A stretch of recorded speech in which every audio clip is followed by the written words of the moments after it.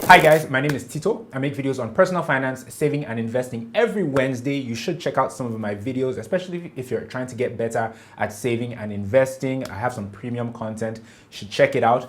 But in this video, I'll be doing something a bit different, something that I do from time to time, and that is I'll be reviewing a new movie. And the film that I'll be reviewing in this video is the new Ramsey Nouah film, Rattlesnake.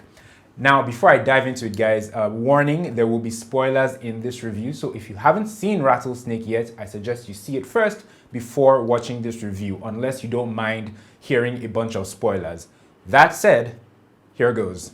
Now, Rattlesnake The Ahanna Story is a story about Ahanna, a young boy who is born into like a middle-class home, who has a decent upbringing, but at some point decides to go into a life of crime when he realizes that the system doesn't favor the common man, and that if you are rich and powerful in Nigeria, you can get away with almost anything. So a little later on in life, he moves to Lagos after his father passes away, reconnects with two old friends, and along with three other colleagues that he meets in Lagos, he decides to start a robbery gang. And their whole philosophy, apart from, stealing from people to enrich themselves, is to steal from the rich and give to the poor, sort of, and not to acquire any, casualties in the process. Sound familiar? Yeah. And his move to Lagos and him deciding to go into a life of crime is fueled, like I said, by his father passing away. I'll get into that a little later. And, him just being down on his luck and not having economic opportunities, being like a recent graduate who is unable to find work. So therefore, he decides to go into a life of crime, apparently. So that's the general premise of the movie. Most of you watching this review probably have seen the movie already by now, so you're already familiar with it. And I have to say, this review is going to contain a lot of highlighting the flaws of Rattlesnake. And trust me, there were a number of flaws in this movie. And when you do a review like this that is not exactly entirely positive or praise singing, the people who are involved with the movie or with the project tend to stumble on this kind of review. So if you were involved with the Rattlesnake project and you're watching this review, don't take what I say personally. Don't see it as criticism. Maybe just see it as constructive criticism. See it as me highlighting the things that slipped through the cracks that maybe you thought we wouldn't notice. And, in the hope that in the future you can improve on such things and not let them happen again. So like I said, please don't take it personally. Now, all the things that I'm going to discuss regarding Rattlesnake, you'll see them on the screen right now with timestamps. So if there's anything in particular that interests you, you can just skip to that. But I will begin with the Ramsey Nouah factor. First of all, I just want to appreciate Ramsey Nouah for bringing Igbo movies to the big screen. It reminds me of the way Kunle Afolayan really emphasizes or incorporates Yoruba heritage in his movies. I like the fact that Ramsey is doing the same thing with his own movies as well. I love to see it. He did something similar last year with Living in Bondage 2. It seems to work. I like the fact that it promotes, culture and a very prominent part of the country. So yeah, kudos to Ramsey Nouah and his crew for that. Now, looking at the lead character, Ahanna, played very well by Stan Nze, by the way. The first red flag for me was when he came to Lagos and robbed and his own mother because he thought or felt like she conspired with his uncle to kill his dad. Now, the problem with that was that it just didn't feel organic. It didn't feel like his mother was really diabolical or that she even actually conspired with the uncle to kill the dad. She didn't look like such a bad woman. It didn't look like she deserved to be hated, much less to be killed by her own son. So that really didn't feel organic. Another thing about that scene or about that whole act was that as an audience member, now we didn't know if we're meant to be rooting for this lead character, Ahanna, or to hate him. This is somebody who just killed his own mother. So that left us kind of confused throughout the whole movie, because at the back of your mind, you're like, whoa, this guy, his mom, should we be rooting for him?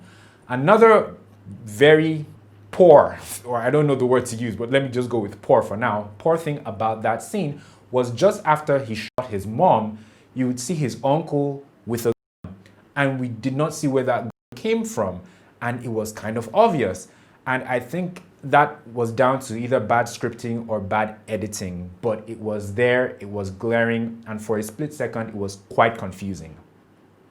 The performances.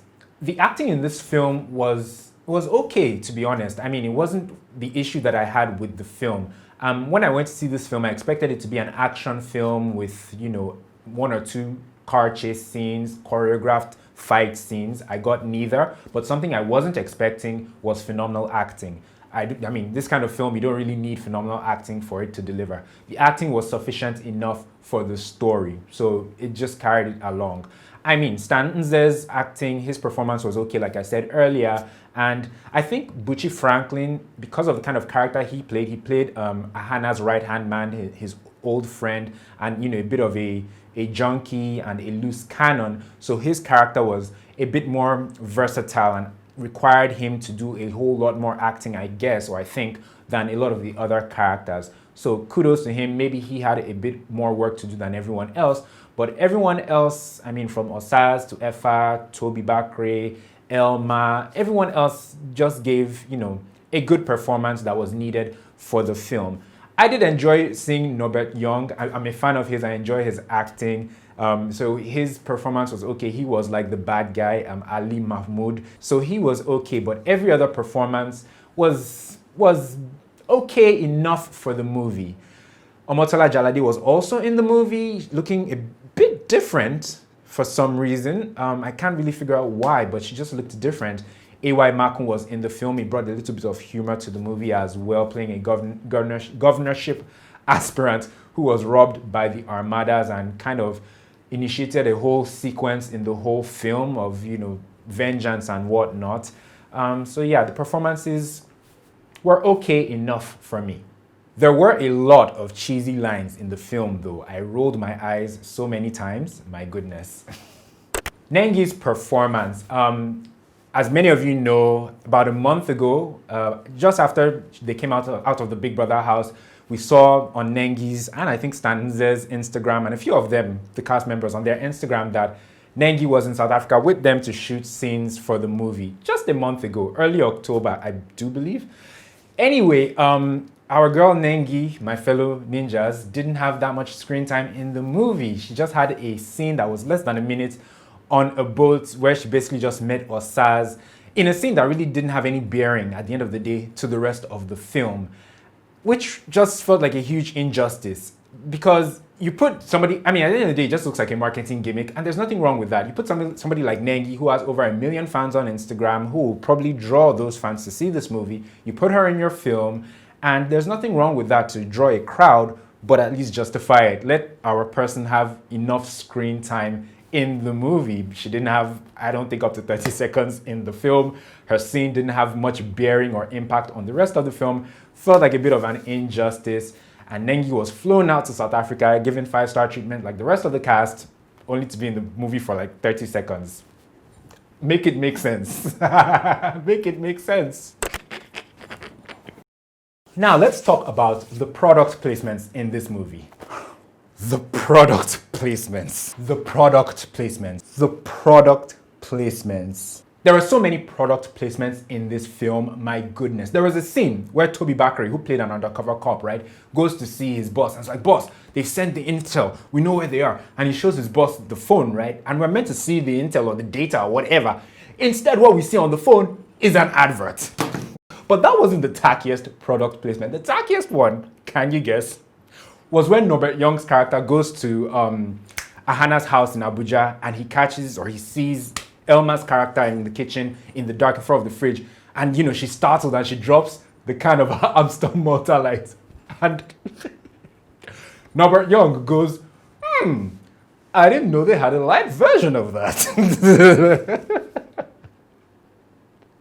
Shout out to Norbert Young for that scene though, because that's the difference between old Nollywood and young Nollywood. All these young Nollywood guys, they would have never done that line. They'd be like, I can't say that, you know, Amstel Malta isn't paying me, they didn't pay me, and it's not, it doesn't align with my brand, blah, blah, blah, blah.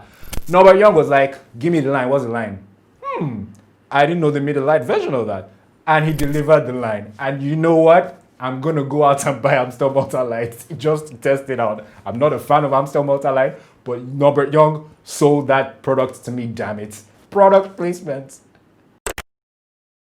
But the scene that everyone will most likely be talking about after seeing this film will be Ramsey Nouah's appearance in the movie as Richard Williams, the same mysterious character that he played in Living in Bondage 2. And when he shows up in Rattlesnake, he tries to introduce Ahanna into the Six, the cult that, you know, he was a part of in Living in Bondage 2. And what that scene did was it showed everyone that both Rattlesnake and Living in Bondage 2, both worlds exist in the same universe, and that most likely we will, in the very near future, probably see a film or films where the characters from both franchises will appear together in the same film or series of films. Kind of like what Marvel did with the Avengers and the films that led to the Avengers series. It's ambitious, it was unexpected, it was exciting, and it will be interesting to see how they pull it off over the next few years or in the near future. And what that does is that it probably has secured work for a lot of the actors in both those films. So like I said, it'll be interesting to see how that pans out. It was totally unexpected. And Ramsey had one of the cheesy lines in the movie when he told Ahanna, "I'll make you an offer that you can't refuse." I was like, yeah, go ahead, Godfather. Now let's talk about some of the loopholes in the film and things that made no sense whatsoever. The first one I want to talk about is when AY's character, I think Timmy Phillips, meets Osas's character in the hotel, and they exchange numbers, or he gives Osas's character his phone to put in her number, and she swaps his phone with a bugged phone with her colleague Shango. You know, they pass phones from behind, and all that happens in front of AY's character. Now, unless there was jazz involved, he should have seen his phone being tampered with right in front of him. There was that. The one that bugged me the most was when the bad guys go to the Armada's hideout to apprehend them, looking for Ahanna and whatnot, and Toby Bakre being the undercover cop, things go south and he pops the gangster guy, Smoke, the guy with one eye, he pops him in his face. Now, not only does Smoke not die, he actually escapes that scene quite easily. Now, not only does he escape, 5 years later, we see him and his face looks the same. No damage whatsoever. Somebody that was in the face. Make it make sense, someone, please. Another thing that didn't make sense was that crowd that showed up at the bank in Surulere. How? What were they doing there? What did they tell them? They did not make any sense. And this same crowd stuck around when the police showed up and was shooting at people. They were still there. They were where the scene where Nze's character gets killed by the cops. The crowd was still there when everyone was shooting. I don't know where that happens, either in Nigeria or overseas, where bullets are flying and the crowd, the mob, are still there. Even if there was money flying around. Another scene that didn't make sense whatsoever was when the bank heist that Ali Mahmoud sent Ahanna and the guys on, when that failed, we thought that the bargaining chip was, you know, Ali Mahmoud had Ahanna's wife and kid captive, and once the heist was successful, he'd release them.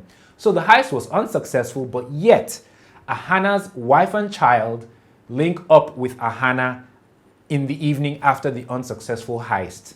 How did they escape? How did they find each other?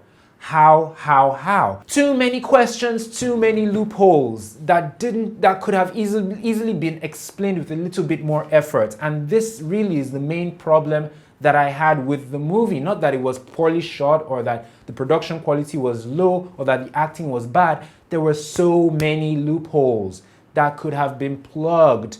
I don't know, it just didn't make sense. And I think maybe it's because this film was kind of shot in a hurry. I don't know how many months it took them to shoot this movie, but up to a month ago, probably even less than a month ago before this movie came out, they were still shooting. So between shooting and editing and quality control, maybe that's why we have this seemingly unrefined finished product. Now, all this said and done, I didn't like the film, but surprisingly, I was entertained.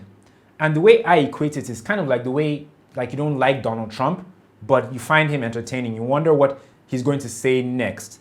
That's kind of how I felt about this film. When I just saw it going in all kinds of weird directions, I was like, okay, let me just go along for the ride.